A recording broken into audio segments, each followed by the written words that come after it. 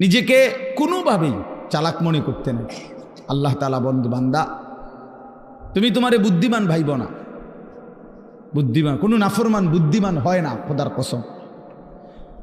আল্লাহ তাআলা বারবার কোরআনে বলছে, কোনো বেঈমান, কোনো নাফরমান বুদ্ধিমান হয় না। তো বলে যে কাফের বেঈমানরা দুনিয়ার কত কিছু আবিষ্কার করছে না। আপনারা একটা জিনিস বোঝেন না, সহজ হিসাব হইল আল্লাহ তাআলা যখন যাকে দিয়ে যে কাজটা করাবেন তাকে ওই বুদ্ধি ওই মেধা আল্লাহ দিয়েই দেন।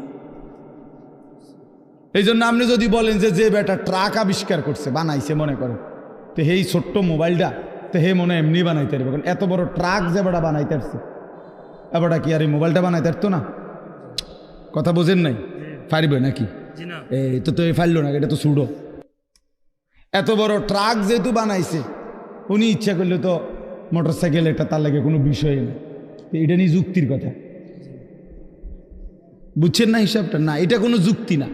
আল্লাহ তাআলা এক একজনের মাথায় এক একটা কি মেধা যোগ্যতা আল্লাহ দিয়েছেন, আল্লাহ দিয়েছেন।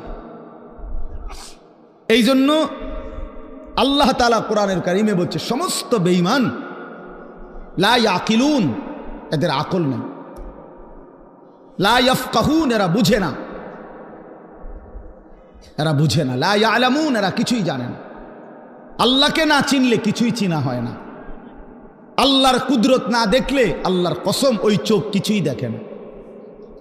আল্লাহর কথা কানে না শুনলে ওই কান মূলত বধির, সেই কান আসলে শুনেই না। যেই জবান আল্লাহর নাম নেয় না, যেই জবান আল্লাহর কোরআন পড়তেও পারে না। আমি তো সবসময় বলি, মুসলমান যে ব্যক্তি আল্লাহর জিকির করে না অথবা আল্লাহর কোরআন দেখে দেখেও সহি শুদ্ধ কোরআন শরীফ সাইয়া সাইয়াও পড়তে পারে না, এই লোকটা মূলত বোবা। এ আসলে কথাই জানে না। এ বাকি যেগুলো বলে বেহুদা বলে। জবান যিনি দিছেন, যার দেওয়া জবান তার নামই নিতে পারে না, তার কালামই পড়তে পারে না, তুমি তো আসলে কিছুই জানো না।